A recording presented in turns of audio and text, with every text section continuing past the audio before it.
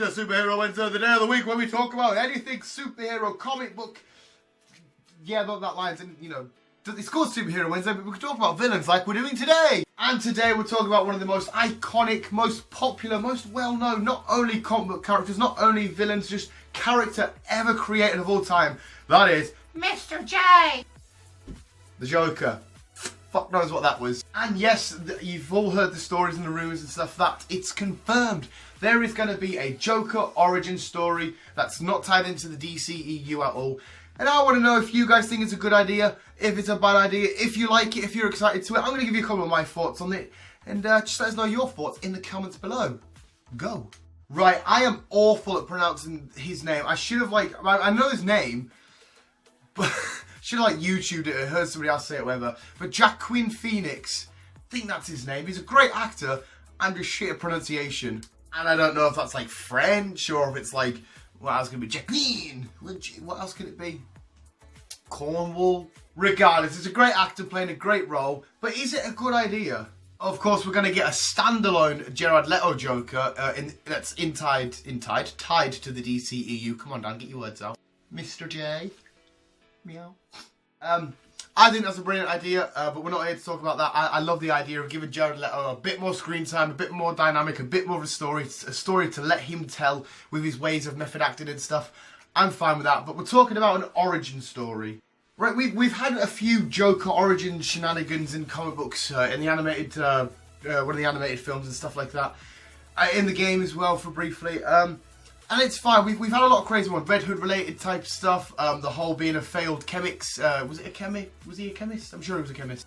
It was a C. It was either a chemist or a comedian. Anyway, it was wild because it was what the Killing Joke was based off, if I remember correctly. I've got too much useless knowledge going on.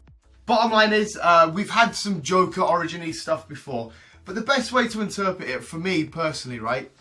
I prefer comic books over the films all day, every day. But then there's certain points in certain performances that I prefer from the films over the comic books.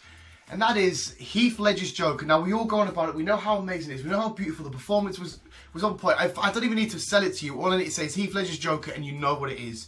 The fact that the Joker is an agent of chaos and he's just there. The whole thing is predictability. I'm not a fan of snapping you there, I swear to God. Sorry. Was not a fan of snapping you. But yeah, the whole thing about him is unpredictability, the unnerving atmosphere that comes within the you can't predict what his next move's going to be, where he's come from, what his motives are, what he wants to do, why is he doing all this. He's just insane. He's crazy. So to give him a bit of character and a bit of life and maybe even a little bit of emotion and show him an origin story on screen of where it all come from could arguably ruin the whole dynamic we've got going on for the Joker right now. But on the other hand, it could be quite good. Humanizing him a little bit might be alright. It depends how you want to say it. I like my Joker, just like I just said, unpredictable, smashed right in your face. There it is. Here's chaos. Bring in another chaotic character, the Batman, chaotic in his own right, and then let that all stir. It's always a great story to tell. It's always something great to read or watch. But yeah, if you humanise him a little bit, does it make the character weak? Knowing that he's went from this thing to this thing and seeing that transformation, is it good or is it great to just come straight in with the chaos?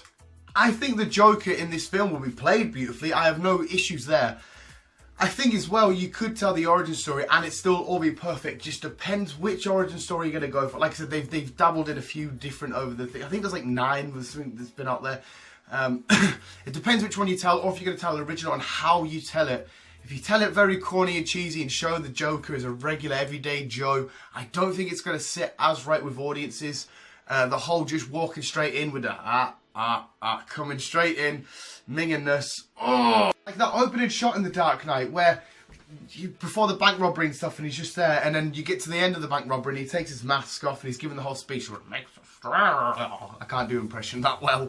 That was perfect. We just knew that the Joker was here and that the whole film was just going to turn. It's going to be the most sick, twisted, devious, nasty, horrible, malicious, ill intent. I'm trying to think of fancy words here so I sound smart. You know, just this crazy character, just that we knew that was coming. We didn't need to see that his name was Ralph and he had your family and he ate dinner at his right times and got up, had breakfast, drove to work, filled up with gas. You know what I mean? It doesn't sit right. But again, if you tell it right, if you tell him as a normal, regular, everyday Joe, and you make up a fucked up scenario, whichever one they want to tell or they're going to do, you do it right and you do it well enough, that could work, and you could see why he's chaotic. But like I said, you might get more behind him and you might humanize him a bit more and be like, well, hang on a sec, he's just a sick guy that needs help. Which, so I don't know, the whole thing could shout, the whole thing could break. I'm pure on I'm going to see the film regardless, no matter what. And it's going to be, like I said, I'm sure it's going to be extremely enjoyable. DC films lately have just gone downhill. Wonder Woman, WWE84, I think that's going to be beautiful. Aquaman's going to be beautiful. But the whole thing on a whole, I know it's not related to the DCEU, but the DC films lately have just been hit and miss so much. They need a really big winner. This could easily be the big winner. The Joker's name, as well as the Batman's name, it will just sell tickets. It's iconic. It's a well-known name. People are going to go straight to the cinema to see it. We're going to see what happens. So yeah, the slightly shorter Superhero Wednesday visuals, all about the Joker. I think, well, like I said, I'm on the fence at the minute. I will go see it. I have every high hope and expectation it's going to be great. If it's not great, it kind of doesn't matter, because there's loads of different universes in the DCEU. We could just say this is one version of the Joker that, well, not the DCEU, sorry, the DC universe of the comics, New 52, blah, blah, blah, all that stuff.